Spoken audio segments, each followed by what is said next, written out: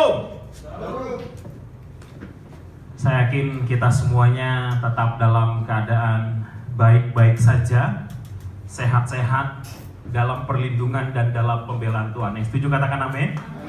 Oke, baiklah. Sebelum kita banyak mendengarkan firman Tuhan, mungkin kita bisa berikan senyum. Kiri kanan bisa. Oke, yang di rumah juga Bapak Ibu bisa berikan senyum kepada kiri kanan. Karena bisa jadi ini adalah senyum pertama kita di hari ini atau di minggu ini. Bapak Ibu, saya pikir kalau hari-hari ini di tengah-tengah kesulitan ini ada suami istri di rumah dan masih bisa berbagi senyuman manis hari-hari ini, itu adalah satu hal yang indah bagi kita semuanya. Karena banyak orang lagi dalam keadaan stres, tapi kita yang di dalam Tuhan, kita yang punya pengharapan, kita punya sukacita, kita punya kekuatan berlimpah-limpah yang berasal dari Tuhan, itu yang membuat kita akan tetap kuat di dalam Tuhan. Kita percaya firman Tuhan yang kita dengarkan minggu lalu menguatkan kehidupan kita. Hendaklah kamu kuat di dalam Tuhan. Maka doa kita semuanya, semua keluarga KP Semarang di Solo, di Salatiga, di Semarang ini, di Bandung, dimanapun yang bisa menyaksikan ibadah ini, yang tetap bisa beribadah bersama-sama dengan kita semuanya dikuatkan oleh Tuhan. Maka Bapak Saudara, saya rindu kebenaran firman Tuhan kalian juga memberkati kehidupan kita.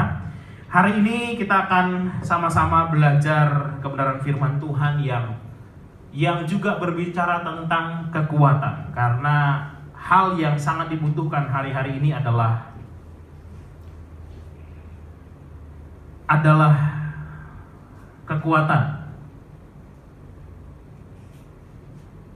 kekuatan dan kekuatan hanya kita dapatkan di dalam Tuhan. Baiklah Bapak Ibu, ada slide-nya. Baik, kita akan menyaksikan dulu. Sound-nya bisa dinyalain? Oke. Jadi saya mendapatkan video ini di sebuah akun Instagram. Itu ada people gitu ya. Jadi ada seorang nenek yang berulang tahun. Nenek berulang tahun dan masih dalam karantina, masih dalam masa karantina.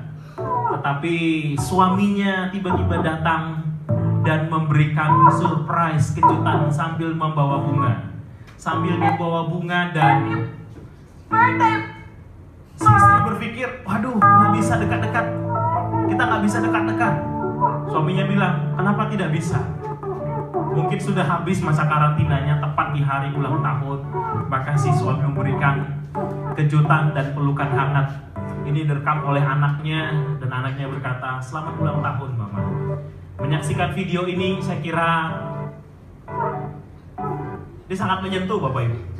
Karena banyak yang mengatakan angka perceraian sejak work from home, sejak orang disuruh di rumah saja, di berbagai negara itu justru meningkat angka perceraian.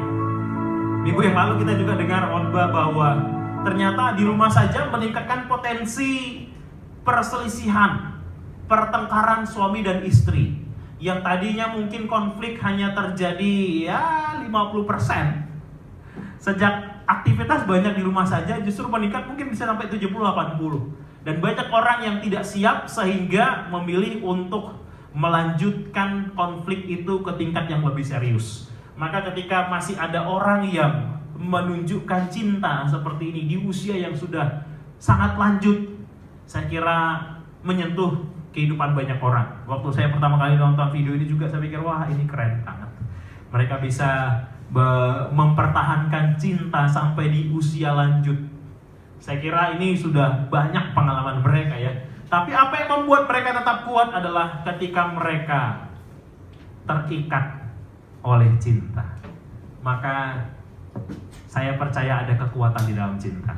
Ada kekuatan di dalam cinta yang sejati. Saya berdoa keluarga kita, KP Semarang, dimanapun kita berada, semua keluarga kita justru ketika aktivitas semakin banyak di rumah saja, kita semakin kuat di dalam cinta.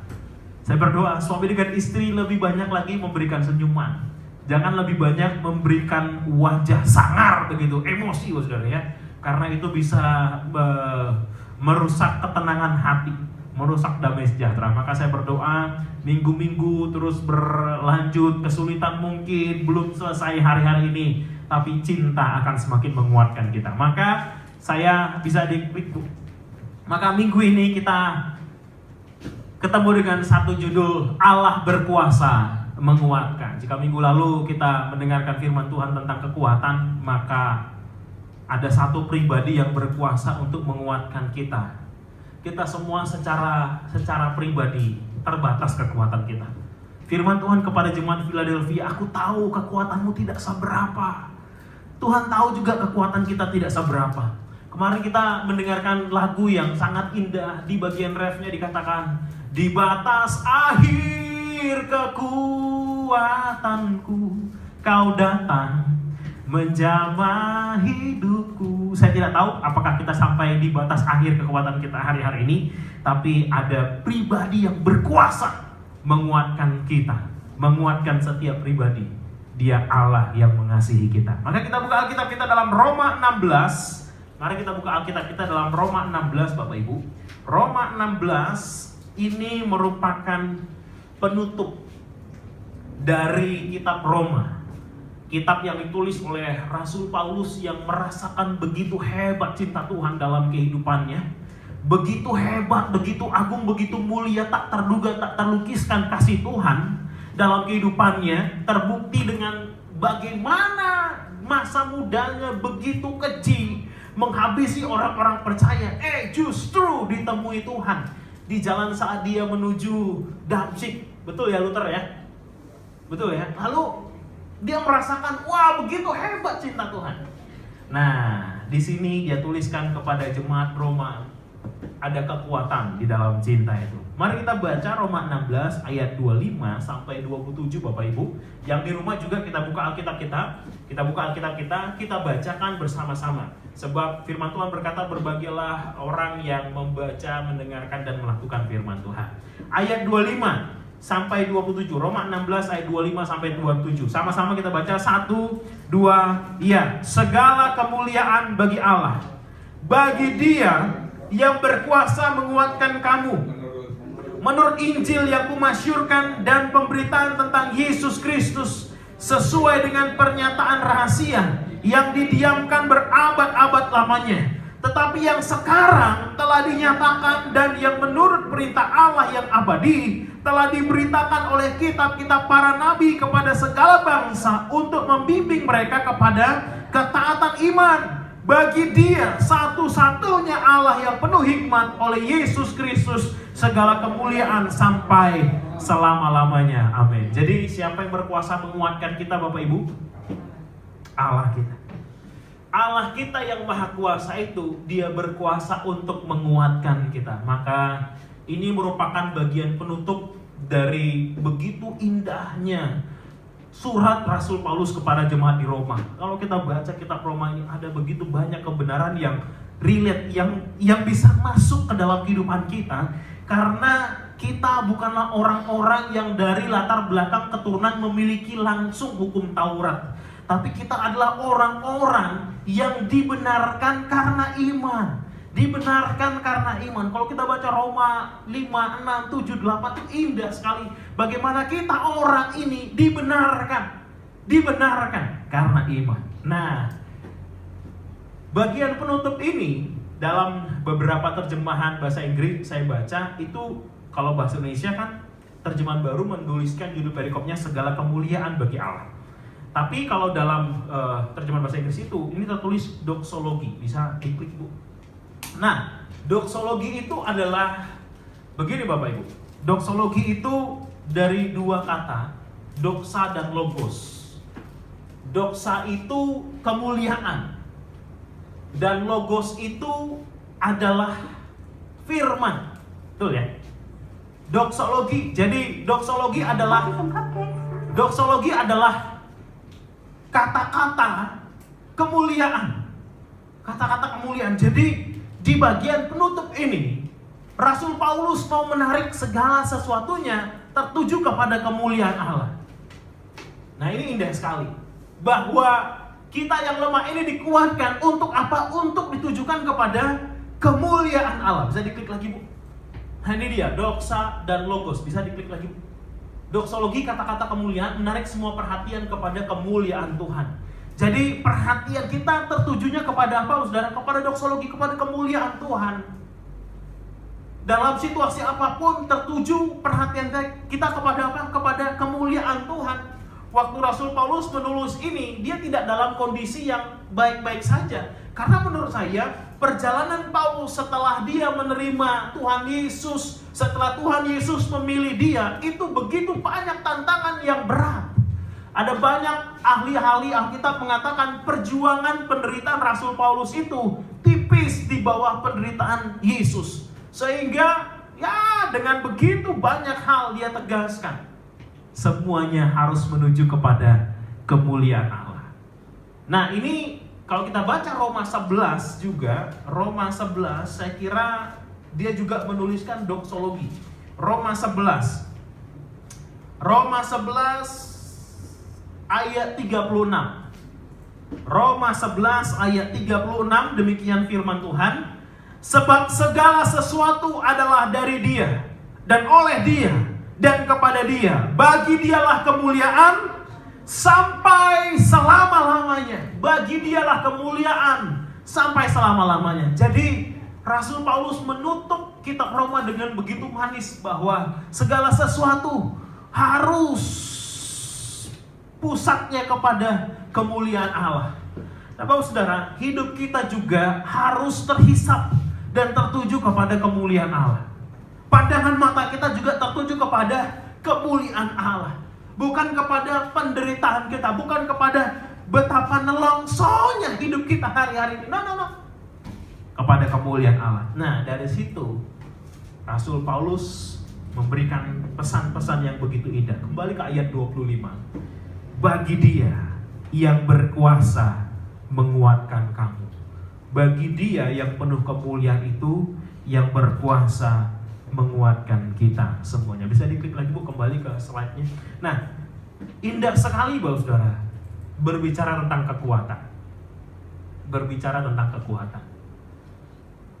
Seperti banyak yang kita tahu, ternyata orang-orang kuat yang secara ekonomi kita katakan kuat, bukan kita yang mengatakan, tapi memang secara kasat mata kita melihat mereka kuat. Ternyata juga begitu rentan, Bapak Ibu. Begitu rentan dengan hal yang terjadi hari-hari ini. Kita juga.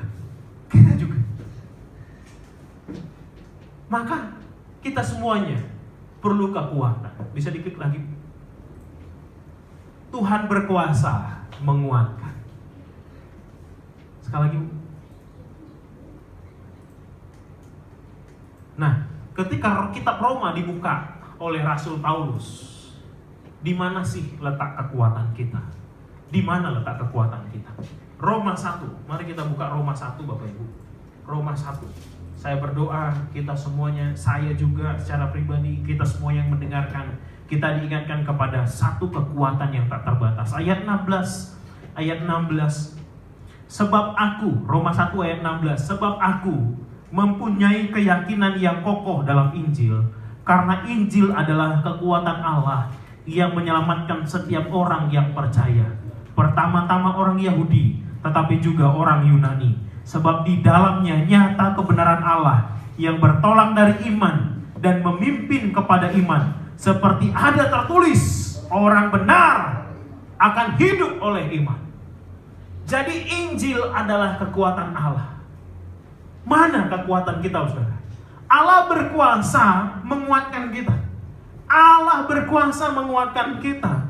Dan kekuatan itu ada pada Injil. Bapak saudara, Injil ini begitu indah. Kekuatan Allah. Kita mendengar Injil. Injil itu kabar baik, betul Bapak Ibu ya?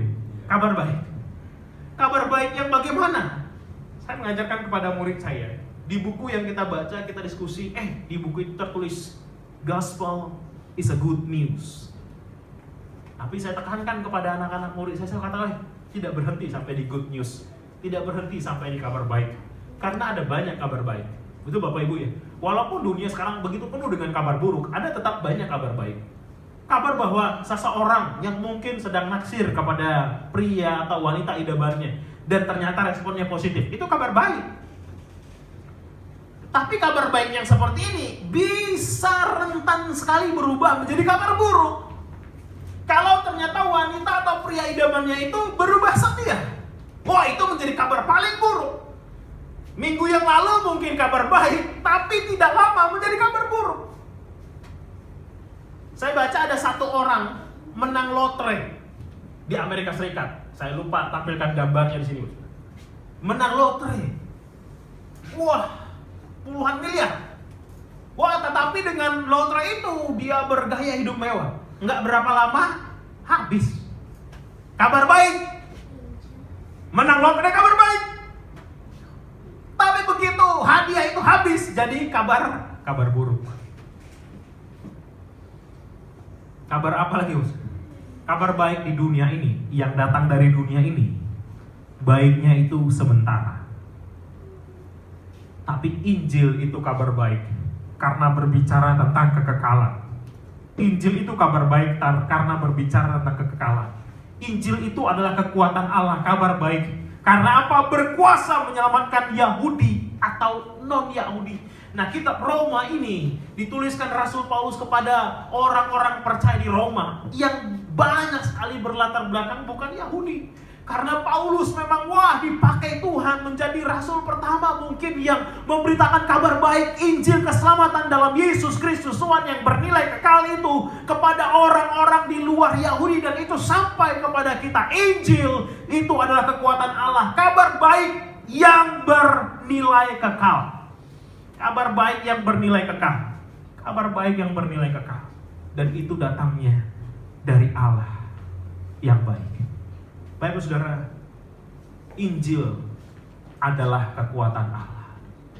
Dan kalau kita hari-hari ini sedang butuh kekuatan, datanglah kepada Injil. Datanglah kepada kabar baik tentang keselamatan. Pak, udah lama saya dengar Injil itu. Sudah lama saya mendengar, sejak saya sekolah minggu saya udah dengar Injil itu. Tapi hari-hari ini saya tetap lemah, Pak. Maka datanglah kembali kepada Injil. Bapak Saudara, beberapa minggu yang lalu kita sama-sama merayakan seluruh dunia bagaimana Kristus mati, menebus segala dosa kita, dan Dia bangkit mengalahkan maut. Itulah Injil itu, Bapak Saudara. Bahwa masalah paling pelik, masalah yang tidak terselesaikan oleh siapapun, diselesaikan oleh Yesus Kristus Tuhan, Juru Selamat kita, Juru Selamat dunia. Dan ketika Dia menang mengalahkan maut, Dia memberikan kemenangan itu kepada kita. 1 Korintus 15, 57, 58 dikatakan kita adalah orang-orang yang bersyukur kepada Tuhan. Karena apa? Karena mendapatkan kemenangan, kabar baik, keselamatan. Dan itu bernilai kekal. Kesulitan hari-hari ini tidak bisa menepikan kabar baik itu. Kalau kita hari-hari ini lemah, hari-hari ini sedang membutuhkan kekuatan, datanglah kepada Injil yang sejati itu. Datanglah kepada Tuhan. Saya bersyukur. Saya bersyukur Injil adalah kekuatan Allah yang tidak sedang promo. Karena kalau promo ada masanya. Saya kira semua yang promo ini ada masanya. Dan kalau promo biasanya sekian persen, diskon sekian persen. Ada sesuatu yang menggiurkan di sini. Tapi Yesus datang, Dia memberikan apa, saudara? Bukan sesuatu yang menggiurkan, tetapi jaminan hidup kekal yang di dalamnya tidak ada iming-iming bahwa ketika kita terima Yesus, hidupmu miskin jadi kaya. Karena saya melihat dan saya membaca dan saya mendengar kabar banyak orang percaya, miskinnya tetap sama, tetapi bahagianya tak terkira. Saya baca sebuah buku, sebuah artikel yang dituliskan di situ tentang seorang tokoh yang menuliskan kisah-kisah martir, Richard Wurmbrand. Itu di Eropa ya. Dan kisahnya cukup mengerikan, saudara. Kalau saudara nanti punya waktu, silakan Richard Wurmbrand. Nah, satu kali Richard ini masuk penjara. Pak Richard ini masuk penjara. Dan di penjara itu dia bertemu dengan orang yang juga di penjara karena imannya kepada Yesus Kristus Tuhan. Dia kaget. Lalu Richard Wurmbrand bertanya kepada orang yang dia injili, dan karena dia injili terima Yesus, akhirnya dia masuk penjara juga, sama seperti Richard Wurmbrand. Dia tanya, awalnya Pak Richard Wurmbrand merasa, aduh, gara-gara saya orang ini jadi masuk penjara. Padahal dia tulang punggung keluarga. Kalau tulang punggung keluarga masuk penjara, bagaimana nasib anak dan istri, semua keluarga? Dengan agak rasa bersalah, dia tanya, bagaimana keadaan? Jawaban dari bapak yang ada di penjara itu mengagetkan. Kondisinya tidak makin kaya, tidak. Masih penuh pergumulan. Tapi dia berkata seperti ini, Pak, saya bersyukur kepada Tuhan. Bapak kenalkan saya kepada Injil, kepada kekuatan Allah, kepada Yesus Kristus yang menyelamatkan saya. Dan kabar itu benar-benar membuat saya begitu penuh dengan sukacita. Penjara ini tidak bisa membunuh sukacita saya. Lalu ditanya, mendengar jawaban seperti itu, Richard Wurmbrand pun dikuatkan kembali. Di berbagai belahan dunia hari-hari ini yang kekristenannya masih tertekan. Wah, nggak bisa kita promo. Wah, terima Yesus, engkau diselamatkan dan engkau jadi kaya dan hutang-hutangmu beres. Nggak bisa, nggak berlaku, saudara. Dan puji Tuhan, Injil tidak pernah berkata seperti itu. Tapi yang ditawarkan, yang dikasih tahu oleh Injil ini adalah Injil itu kekuatan Allah yang menyelamatkan setiap orang yang percaya, dari Yahudi, di luar Yahudi, semua bangsa-bangsa mendapatkan kekuatan Allah. Kekuatan itu yang membuat kita sanggup menjalani hari-hari sulit ini. Injil itu yang sampai kepada kita hari ini. Kita lihatkan lagi, saudara. Allah berkuasa menguatkan. Itu sebabnya ada banyak tokoh-tokoh yang punya ketekunan luar biasa. Mereka rela menderita. Karena apa? Karena memiliki Injil sebagai kekuatan Allah. Karena memiliki Injil, kabar baik yang membuat mereka cukup tangguh melewati masa-masa sulit. Dan saya berdoa, saya yakin dan percaya kekuatan Injil itu tidak pernah berkurang oleh kesulitan apapun. Saya berdoa kekuatan Injil itu sampai kepada setiap keluarga, supaya kita cukup tangguh, cukup kuat melewati masa-masa sulit ini. Tidak bisa mengandalkan kekuatan dari siapapun, tidak bisa mengandalkan bantuan dana dari siapapun. Kekuatan kita berasal dari Tuhan. Injil itu kekuatan Allah yang menyelamatkan setiap orang yang percaya. Itu sebabnya Rasul Paulus pernah mengatakan dalam Filipi 4 ayat 13, segala perkara dapat kutanggung di dalam Dia yang memberikan kekuatan kepadaku. Saya mau tanya hari-hari ini, mari kita renungkan, kekuatan kita berasal dari mana? Kalau selama ini kekuatan kita andalkan dari gaji kita, maka tidak lama kita akan kecewa. Kita akan kecewa. Kalau mungkin bulan ini tidak terjadi pengurangan gaji, bagaimana bulan depan? Tidak ada yang tahu. Kalau kekuatan kita dasarkan kepada orang-orang yang kita anggap bisa menolong dan membantu kita. Di saat yang bersamaan mereka juga mungkin mengharapkan kepada orang yang bisa mensupport, mendukung mereka di masa-masa sulit ini. Kalau itu terus terjadi, semua kita bisa saling mengecewakan. Makanya kekuatan kita terletak pada Injil, kabar baik yang menyelamatkan, bahwa ada Tuhan yang akan memberikan kita kekuatan setiap hari. Yang setuju katakan amin.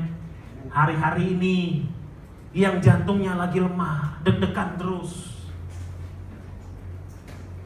elus dadamu dan katakan, aku punya kekuatan di dalam Tuhan. Tuhan berkuasa menguatkan kita semuanya. Tuhan berkuasa, saudara. Maka kekuatan kita terletak pada kekuasaan Tuhan, bukan kekuatan kita. Kekuatan kita tidak seberapa. Semua kita tidak seberapa. Tapi ketika kita datang kepada Tuhan yang memiliki kasih tak terduga, tak terlukiskan itu, di situ datang kekuatan kita. Pak, Bapak kok tidak mendarat? Ini mendarat, Bapak ya. bahwa kita bisa hidup sampai hari ini, itu karena ada Injil yang menyelamatkan kehidupan kita.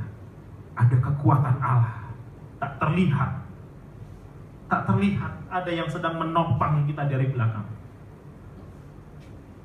Tapi ada Allah yang berkuasa menguatkan kita. Bapak saudara, Tuhan kita kan tidak bisa digoncangkan, betul ya? Manusia itu kekuatannya seperti mimbar ini. Kita bergeser dikit, dia punya kekuatan untuk menahan kita, punya. Tapi ketika beban kita makin bertambah, geser. Dan ketika geser ini terus makin bertambah, dia jatuh, kita jatuh, sama-sama jatuh. Tapi ketika kita bersandar kepada Tuhan, pokok anggur yang benar, kota benteng yang teguh, gunung batu, kata pemazmur. Murid saya kemarin menuliskan, Mister, saya baca kitab Mazmur itu seperti surganya kata-kata mutiara ya, Mister. Itu keren banget, benar. Karena apa? Karena Daud mengalami masa-masa sulit. Karena Daud mengalami masa-masa kegentiran yang mengerikan. Ada di titik nadir, di batas akhir kekuatannya. Tapi ketika dia mengatakan, Tuhan Allahku adalah kota benteng, mau seberat apapun, Tuhan kita tak tergoncangkan. Maka Injil adalah kekuatan Allah. Bersandar pada Tuhan, tidak akan iman kita menjadi lemah. Yang pertama, Injil adalah kekuatan Allah. Dan Filipi 4 ayat 13 itu renungkan sama-sama di rumah kita masing-masing. Bila perlu setiap pagi baca, saudara. Segala perkara dapat kutanggung di dalam Dia yang memberi kekuatan kepadaku. Kalau Bapak saudara mengenal seperti yang kemarin poin pertama dari Bapak Gembala, kenali Allahmu dengan sungguh-sungguh. Ketika kita mengenal Allah kita dengan sungguh-sungguh, bahwa Dia menguasai segala-galanya, bahwa kekuatan tak terbatas ada padanya, dan kita mengenal Dia dengan sungguh, maka dari Dia datang kekuatan. Segala perkara dapat kutanggung di dalam Dia yang memberi kekuatan kepadaku. Dalam bahasa Inggris keren banget. I can do all things in Him who strengthens me. Dia yang menguatkan kita. Saya berdoa detik ini kita mendengarkan firman Tuhan, ada kekuatan yang masuk dalam kehidupan kita bersumber dari Allah Bapa kita. Yang kedua, Tuhan berkuasa menguatkan. Tapi sesuai dengan apa? Sesuai dengan di bagian C dari ayat 25, sesuai dengan pernyataan rahasia yang didiamkan berabad-abad lamanya. Nah, ternyata ada rahasia, ada rahasia. Sesuai dengan rahasia. Bapak Ibu yang diberkati Tuhan, Rasul Paulus seringkali memberitahukan tentang rahasia. Jadi rahasia ini sudah menjadi rahasia umum. Nah, apa itu rahasianya, saudara? Jadi saya berpikir makin orang mengerti tentang rahasia ini, makin dia dikuatkan. Wah, indah sekali. Tapi banyak orang lupa dengan rahasia ini. Bagian C-nya sesuai dengan pernyataan rahasia yang didiamkan berabad-abad lamanya. Bisa kita kembali ke slide. Nah, saudara, rahasia apa itu? Rahasia apa ya? Kalau tadi di bagian awal kita melihat tentang bagaimana seorang kakek dan nenek tetap mempertahankan cintanya di situasi sulit. Betul Bapak Saudara ya? Nah, ini indah bahwa ada kekuatan di dalam cinta itu. Inilah rahasia yang mau dibagikan oleh Rasul Paulus kepada jemaat di Roma. Efesus 3, kepada jemaat Efesus juga. Nah, ini agak panjang saudara, tapi saya akan coba tekankan di beberapa ayat saja. Efesus 3, saya baca ayat 8 coba saudara ya. Saya baca ayat 8. Kepadaku yang paling hina di antara segala orang kudus telah dianugerahkan kasih karunia ini untuk memberitakan kepada orang-orang bukan Yahudi kekayaan Kristus yang tidak terduga itu. Nah, ayat 3 yaitu bagaimana rahasianya dinyatakan kepadaku dengan wahyu seperti yang telah kutulis di atas dengan singkat. Nah, inilah rahasia itu. Rahasia bahwa ada pribadi yang begitu mencintai kita. Saya kira bagi kita yang pernah merasakan kekuatan cinta, kita punya pengalaman unik masing-masing. Kita punya pengalaman unik masing-masing. Di waktu saya mulai kuliah di Semarang, kekasih saya waktu itu ada di Jakarta. Saya berusaha untuk sekali 2 bulan datang ke Jakarta dengan dana yang terbatas. Nah, waktu itu kereta api Semarang-Jakarta saya masih ingat, harganya cuma 32.500. Murah ya. Semarang-Jakarta dapat 32.500. Maka saya hitung waktu itu, sekali 2 bulan saya bisa datang dan PP itu bisa di bawah 100.000. Di bawah 100.000. Nah, waktu itu belum ada yang beli tiket online, belum ada. Jadi belinya yang offline. Langsung di stasiunnya. Beberapa kali saya mepet nyampe ke stasiun Senen. Jadi saya berangkat Jumat sore, selesai kuliah Jumat sore saya berangkat. Sampailah pagi Sabtu di sana. Sabtu pagi ketemu, ya jalan-jalan seharian, sorenya pulang lagi supaya Minggu pagi subuh sampai di sini dan pelayanan. Itu sekali 2 bulan. Beberapa kali kejadian saya dapat tiket di 10 menit atau 5 menit sebelum kereta api berangkat. Masa itu tahun 2010-2011 masih bisa dapat tiket 5 menit sebelum berangkat. Tetapi tiketnya tulisannya BDR, berdiri. Berdiri. Waktu itu belum serapi sekarang kereta api. Jadi wah, semua orang bisa masuk. Pedagang MyZone apa segala macam. Saya mengalami itu. Jadi banyak orang itu yang berangkat bermodalkan koran bekas. Tujuannya apa, Bapak? Tujuannya kalau mereka tidak dapat tiket dengan nomor tempat duduk, mereka tidur beralaskan koran. Saya awal-awal ngapain mereka kok naik kereta api ekonomi kok rajin banget baca koran. Saya pikir seperti itu. Sampai saya lihat, ternyata mereka pakai koran bekas untuk alas tidur. Awal-awalnya saya nggak ngerti kan. Awalnya saya berdiri Jakarta Semarang, Bapak Ibu.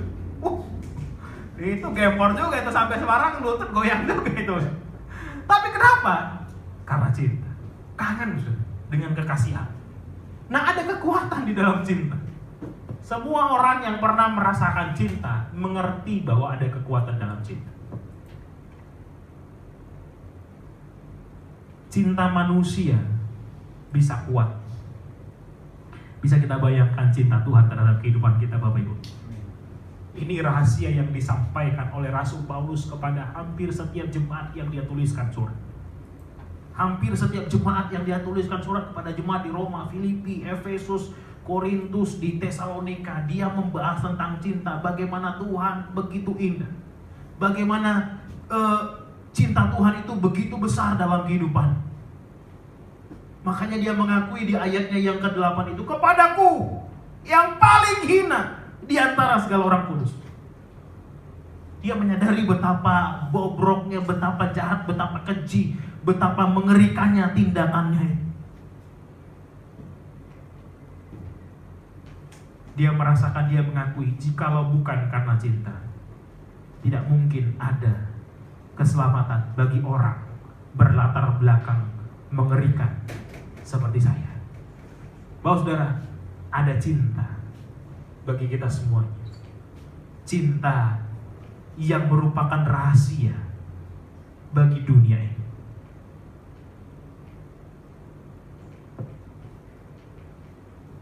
Ada kekuatan di dalam cinta. Nah, ketika ayat 13, saya bacakan Efesus 3 ayat 13.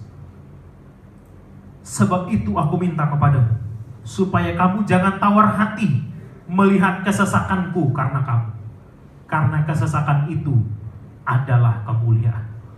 Dia mengalami kesesakan. Tapi karena dia tahu sekalipun dalam kesesakan ada pribadi yang mencintai dia, itu menjadi rahasia yang dibukakan.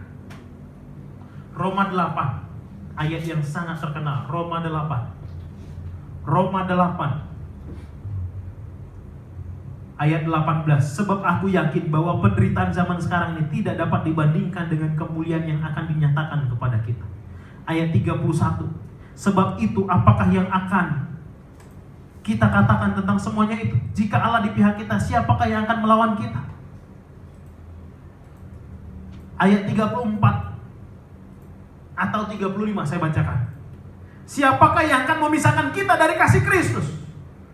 Penindasan, kesesakan, penganiayaan, kelaparan, ketelanjangan, atau bahaya, atau pedang?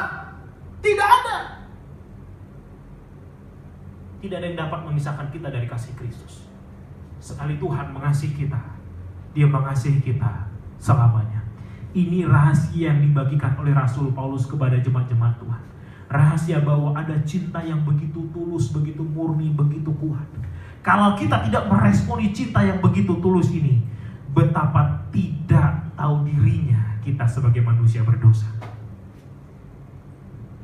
Ini rahasia yang disampaikan oleh Rasul Paulus. Bisa kita kembali ke slide yang tadi.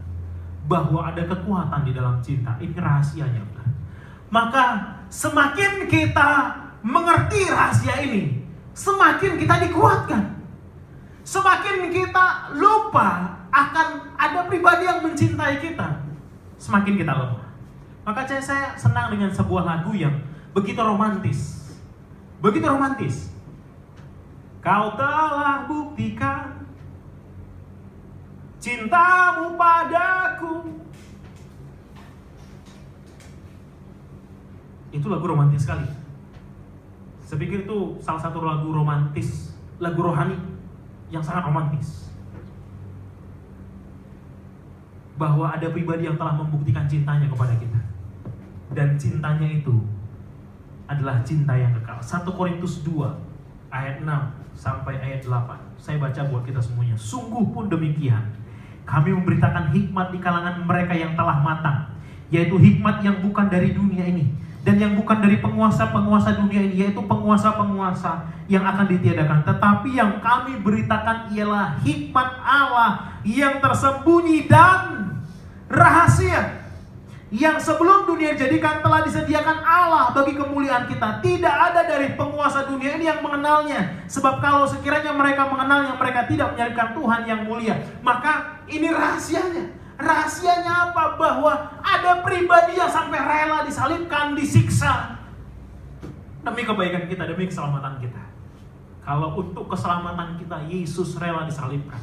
Untuk membela perkara kita, perkara ekonomi kita hari-hari ini, Tuhan pun sedang melakukan sesuatu. Saya percaya itu. Sebab Dia yang pertama tadi, Tuhan berkuasa menguatkan. Dan kekuatan itu terletak pada apa? Terletak pada rahasia yang dinyatakan kepada kita, bahwa ada pribadi yang mencintai kita tak terbatas, tak terduga, tak terlukiskan, tak bisa dilukiskan dengan kata-kata. Bahwa Tuhan mencintai kita. Tuhan mencintai kita. Saudara, sejak saya punya dikaruniai Tuhan anak yang lucu, imut, menggemaskan, semakin saya mengerti cinta Tuhan. Cinta seorang bapa kepada anak.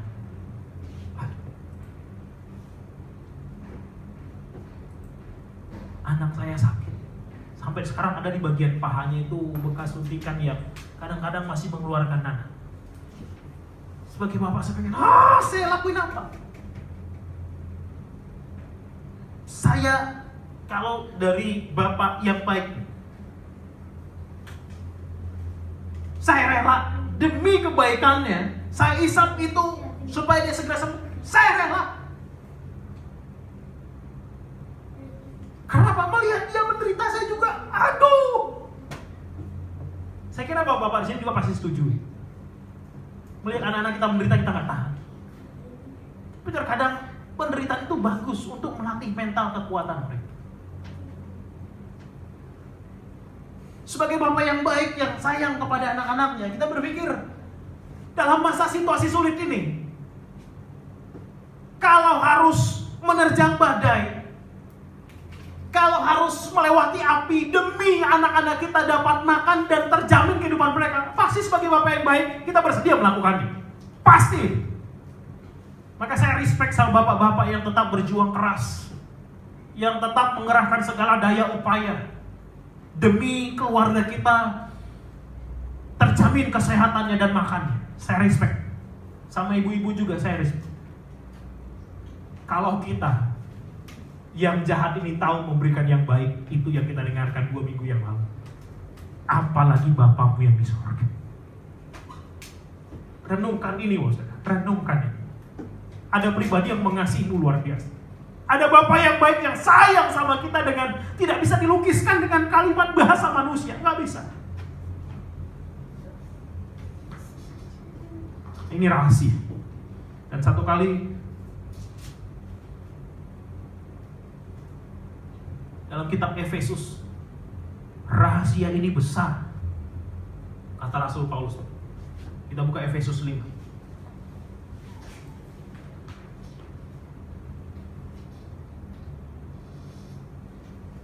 Berbicara tentang rahasia, dan rahasia ini besar. Ayat 31 saya baca dulu.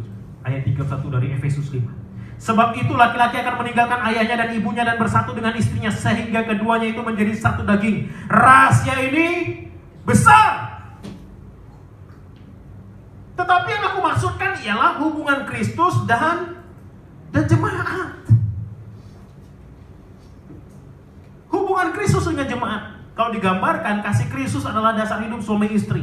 Hai istri, tunduklah kepada suami. Hai suami, kasihilah istri. Itu Efesus 5, kita tahu semua. Nah, bukankah Tuhan ketika datang ke dunia ini mau menyatakan relasinya, hubungannya, cintanya? Kalau dia Allah, kita ini umatnya. Betul Bapak Ibu ya? Itu belum cerita hubungan Tuhan. Kalau dia gembala yang baik, kita domba gembalaan. Hubungan lagi itu. Kalau dia sahabat kita sahabatnya. Hubungan lagi itu. Hubungan karena cinta. Kalau dia Bapak yang baik, kita anak-anaknya.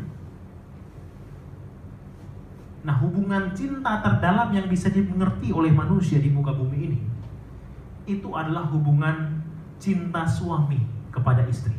Itu udah paling dalam. Itu udah paling dalam yang dimiliki oleh manusia, yang bisa dimengerti oleh pikiran kita ini loh, Bapak. Maka Tuhan memakai kisah ini. Tuhan memakai analogi hubungan cinta suami dan istri ini untuk menggambarkan cintanya terhadap jemaat. Tapi karena sebatas itulah yang bisa kita mengerti tentang cinta Tuhan kepada kita. Sesungguhnya lebih dari itu. Oh, lebih, Bos. Hanya karena manusia kita, bahasa manusia ini terbatas, maka Tuhan menggambarkan yang paling dalam yang bisa kita mengerti. Tapi sesungguhnya rahasia ini besar, kata Rasul Paulus. Rahasia ini besar, bahwa kita semuanya disayang, dikasihi, dicintai, diperdulikan. Mana Pak?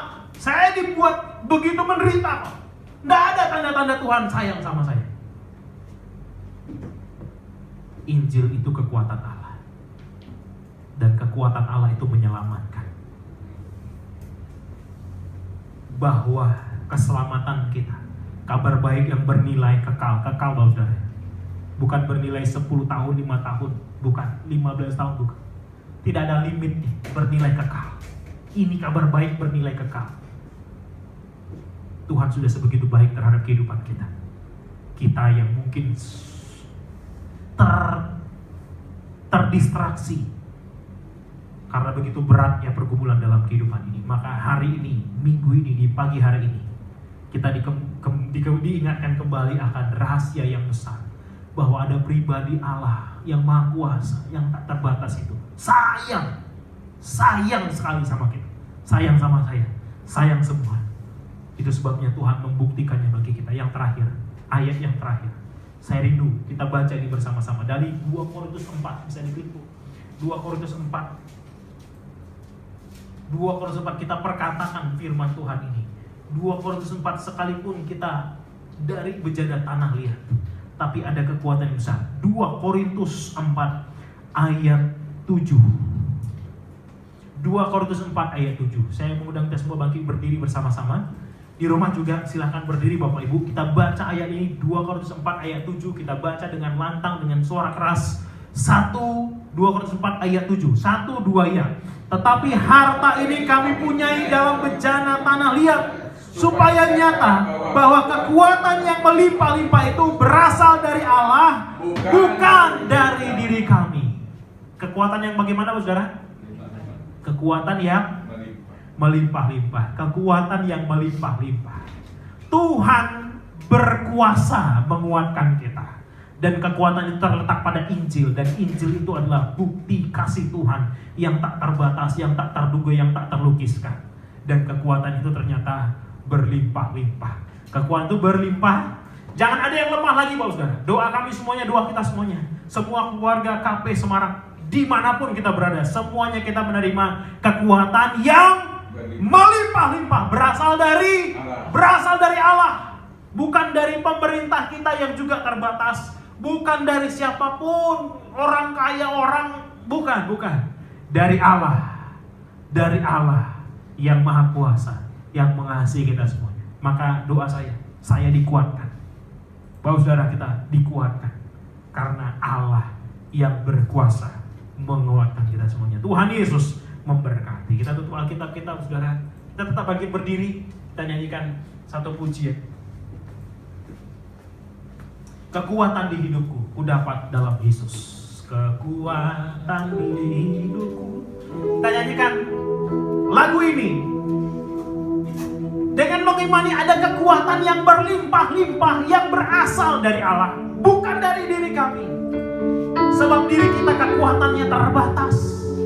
Seringkali persoalan hidup membawa kita kepada batas akhir kekuatan kita.